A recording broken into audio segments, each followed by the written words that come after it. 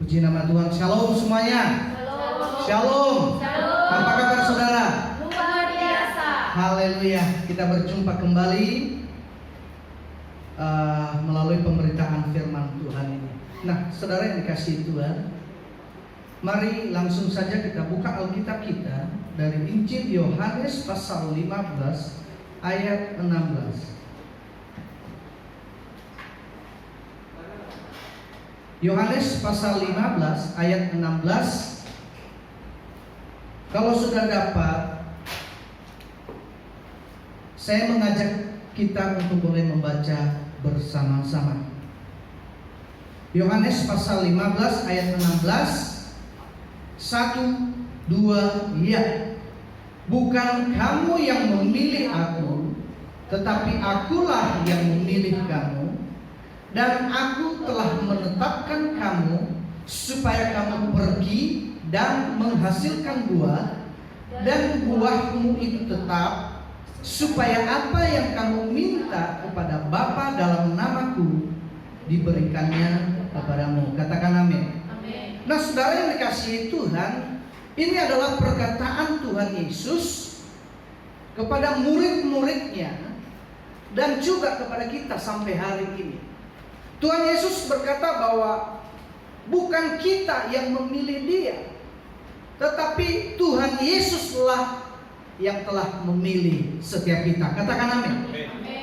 Dan Tuhan berkata, Tuhan sudah menetapkan agar setiap kita pergi dan menghasilkan buah. Tahukah saudara, Tuhan menggambarkan kehidupan kita, anak-anaknya, murid-murid Tuhan itu seperti pohon. Itu sebabnya di dalam Mazmur pasal 1 ayat 1 sampai dengan 3 dan ayat 3-nya berkata seperti ini, mereka seperti pohon yang ditanam di tepi aliran air. Jadi saudara, Tuhan menggambarkan kita, orang yang percaya kepada Tuhan itu seperti pohon. Katakan bersama-sama, seperti pohon. Seperti pohon. Saudara yang dikasihi Tuhan, Tuhan punya maksud. Kalau mau menanam pohon, pasti tujuannya adalah supaya pohon yang ditanam itu berbuah. Nah, oleh sebab itu, tema khotbah saya hari ini adalah berbuah di dalam Kristus. Katakan amin. Nah, saudara yang dikasihi Tuhan, bagaimana caranya agar kita anak-anak Tuhan, hamba-hamba Tuhan berbuah? Apa yang harus kita lakukan agar kita anak-anak Tuhan, hamba-hamba Tuhan berbuah di dalam Tuhan? Nanti di lain waktu, di lain kesempatan saya akan sharing kepada kita buah-buah apa saja sih yang Tuhan mau, ingin dinikmati oleh Tuhan dari kehidupan kita. Tetapi kita tidak akan membahas itu hari ini, nanti di lain kesempatan. Hari ini kita akan fokus bagaimana caranya agar hidup kita berbuah. Yang pertama, mari kita buka Mazmur pasal 92 ayat 13 sampai dengan 16. Mazmur pasal 92 ayat 13 sampai dengan 16. Kita perhatikan, saya bacakan bagi kita semua. Orang benar akan bertunas seperti pohon korma, akan tumbuh subur seperti pohon aras di Libanon. Mereka yang ditanam di bait Tuhan akan bertunas di pelataran Allah kita. Pada masa tua pun mereka masih berbuah, menjadi gemuk dan segar. Ayat 16, untuk memberitakan bahwa Tuhan itu baik, bahwa Ia gunung batuku dan tidak ada kecurangan padanya. Katakan amin. Saudara yang dikasihi Tuhan, bagaimana agar supaya kita anak-anak Tuhan, gereja Tuhan dan umat Tuhan berbuah? Yang pertama, kita harus ditanam. Katakan bersama-sama, ditanam. Di tanah. Saudara, betapa pentingnya kita harus ditanam di rumah Tuhan. Firman Tuhan berkata, orang benar akan bertunas seperti pohon korma, akan tumbuh subur seperti pohon aras di Libanon.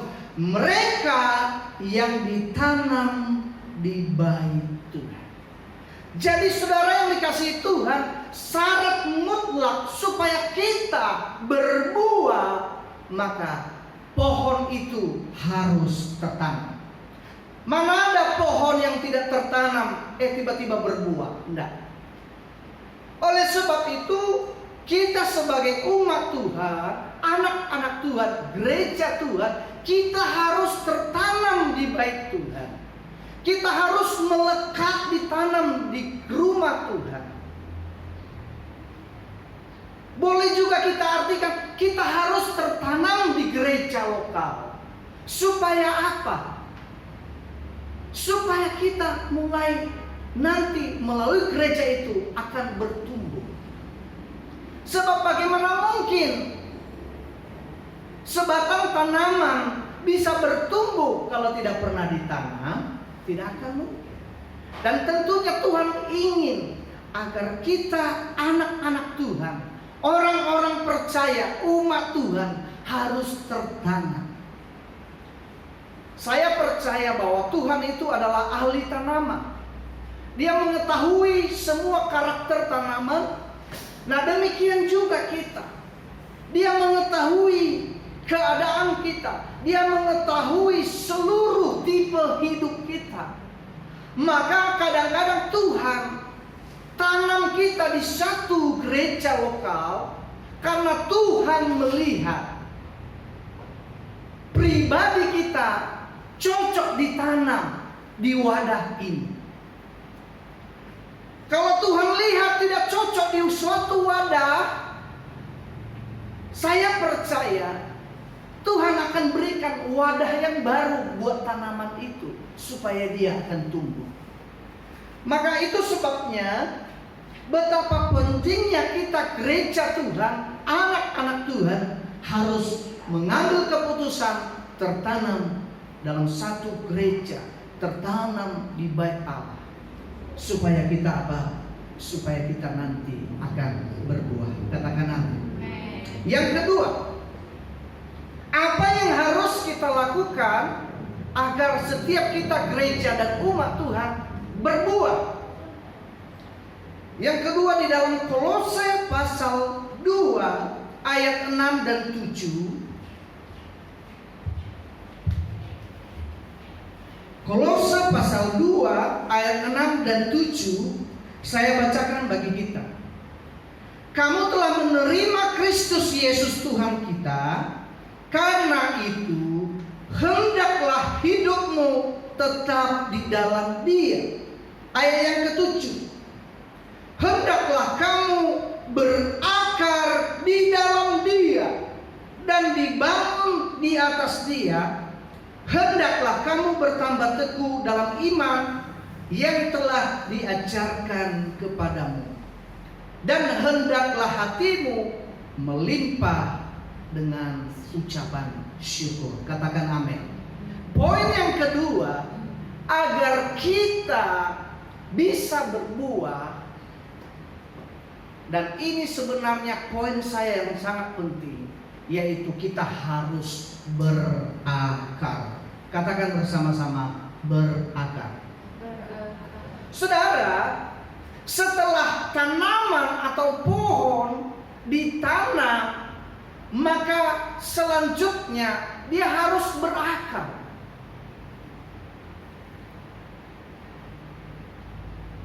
Dalam sebatang pohon, salah satu elemen yang sangat menentukan apakah nanti pohon itu berbuah, apakah nanti pohon itu kokoh berdiri, yaitu akar. Saudara, apakah manfaat daripada akar? Saudara, akar ini begitu penting. Memang dia tidak kelihatan, sebab dia akan tertutupi oleh tanah. Tetapi dia memiliki dampak yang sangat luar biasa. Dia mempunyai pengaruh yang luar biasa terhadap sebatang pohon. Apa manfaat akar? Tahukah saudara manfaat akar pada pohon itu? Akar itu sebagai penyangga dan penopang sebatang pohon. Dia berguna untuk menopang supaya pohon itu tetap berdiri. Apalagi gunanya? Gunanya adalah berfungsi untuk menemukan mata air, untuk menyerap sari-sari, makanan, atau apapun yang dibutuhkan oleh pohon itu. Supaya dengan melalui akar ini, dia mengirimkan unsur hara yang dibutuhkan oleh pohon itu, yang membawa kesegaran, yang membawa pertumbuhan kepada pohon itu sendiri. Nah, pertanyaannya, apakah itu akar? Akar itu adalah hubungan kita secara pribadi dengan Tuhan. Saudara, kita harus memiliki hubungan dan pengenalan secara pribadi dengan Tuhan. Akar itu berbicara hubungan kita dengan Tuhan, menemukan air kehidupan. Air itu adalah sumber kehidupan.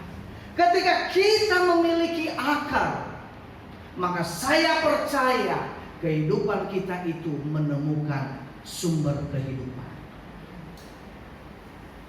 Memang hubungan pribadi, pengenalan kita secara pribadi itu seperti akar yang saya ceritakan dari awal tadi.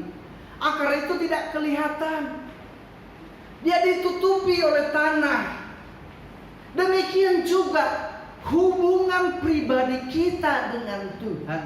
Demikian juga hubungan pergaulan kita setiap hari dengan Tuhan. Tidak ada yang tahu.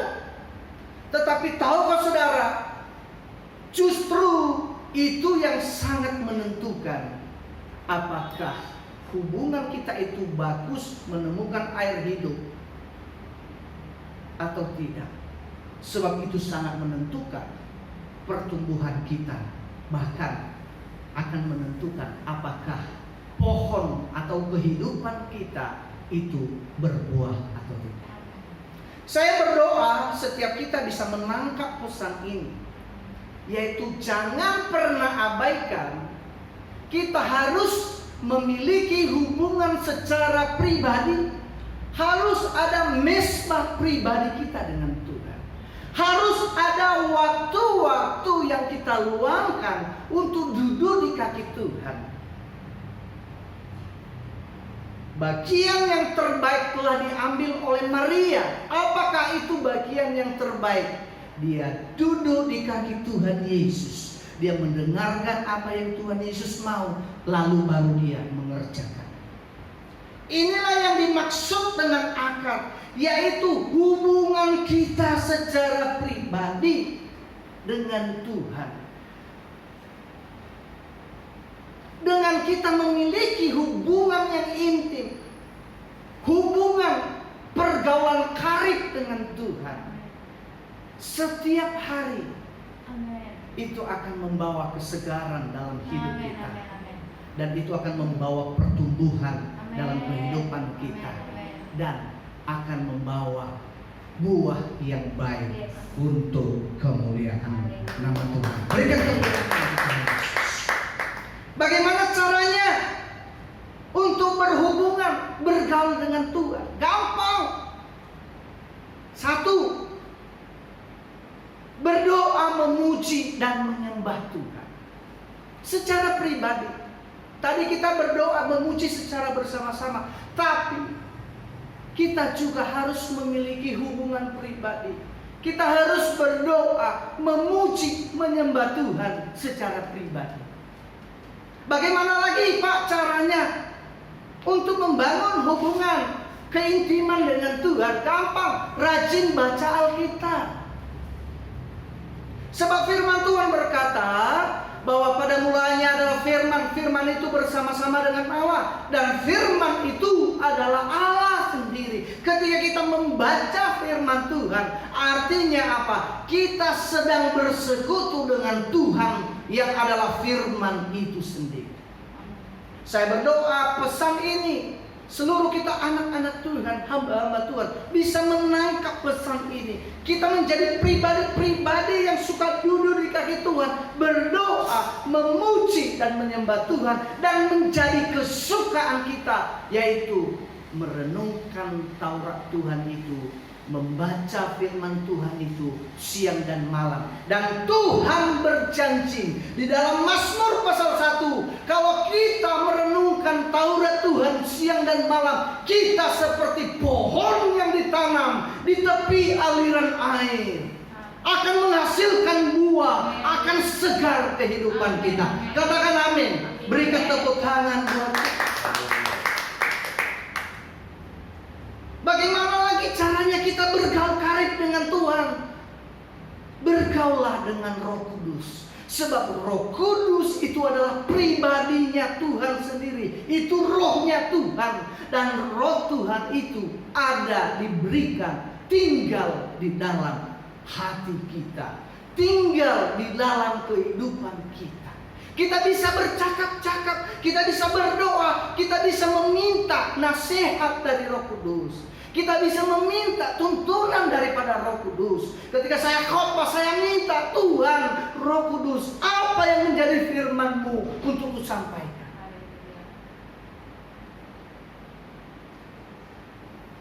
Yang ketiga,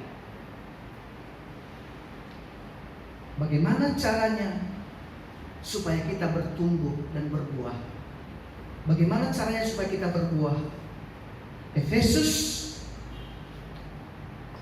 pasal 4 ayat 13.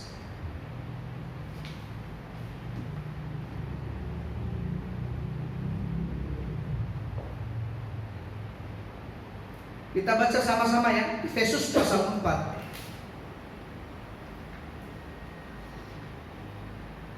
ayat 13. 1, 2, ya.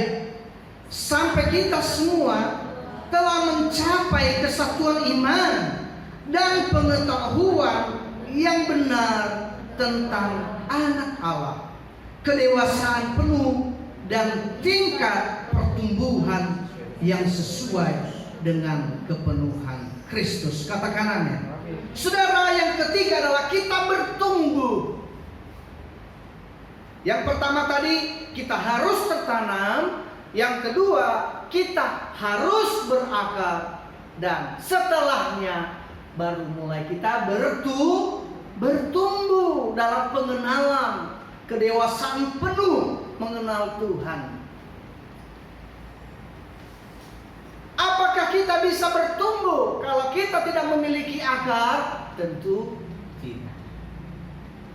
Apakah kita bisa bertumbuh kalau kita tidak ditanam? Tentu tidak. Maka ini semua penting supaya kita bertumbuh, lalu hasil akhirnya setelah bertumbuh apa? Berbuah.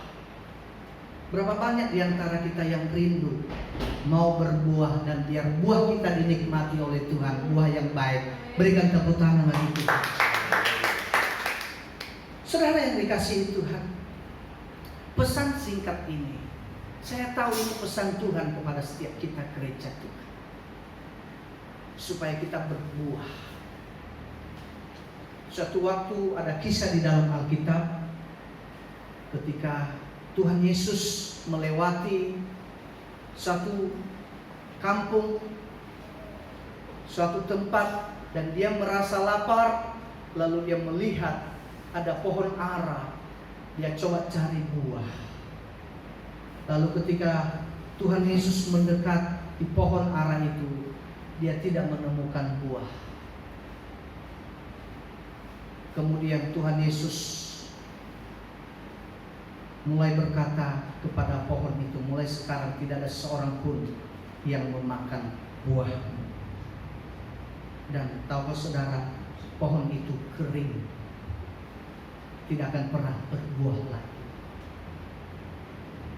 Saya berdoa agar setiap kita bukan menjadi pohon yang kering, bukan menjadi pohon yang tidak bertumbuh, tetapi saya berdoa kita anak-anak Tuhan, umat Tuhan, jemaat Tuhan, baik yang ada di GBI HR ini maupun dimanapun yang mendengarkan, baik melalui Facebook, melalui YouTube, melalui Instagram. Saya berdoa setiap kita yang mendengar firman Tuhan ini, kita adalah pohon yang baik. Kita adalah pohon yang baik yang ditanam di dalam bait Tuhan. Kemudian akar-akar kita merambat. Kemudian setelah akar kita merambat menemukan air, akan ada kesegaran, akan ada pertumbuhan. Kemudian kita menghasilkan buah. Mari kita buka Yeremia ayat terakhir, Yeremia pasal 17.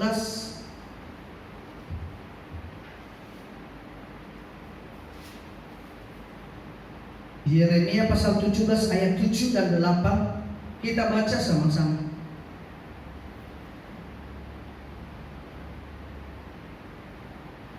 Yeremia pasal 17 ayat 7 dan 8. 1, 2 ya. Diberkatilah orang yang mengandalkan Tuhan, yang menaruh harapannya pada Tuhan. Ia akan seperti pohon yang ditanam di tepi air, yang merambatkan akar-akarnya ke tepi batang air, dan yang tidak mengalami datangnya panas terik, yang daunnya tetap hijau, yang tidak khawatir dalam tahun kering, dan yang tidak berhenti menghasilkan buah. Yang percaya katakan amin. Kita berikan tepuk tangan bagi Tuhan. Saudara yang dikasihi Tuhan, saya berdoa biar kita seperti ini. Amin. Saya berdoa semua jemaat yang mendengar firman ini seperti pohon ini yang ditanam di tepi aliran air. Akar-akar kita merambat, kemudian kita mulai bertambah tinggi, lalu kemudian kita mulai tumbuh dengan segar dan menghasilkan buah. Dan buah kita itu tetap nama Tuhan Yesus dipermuliakan.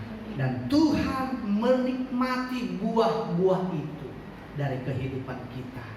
Dia disenangkan melalui buah yang keluar dari kehidupan kita. Tuhan Yesus memberkati.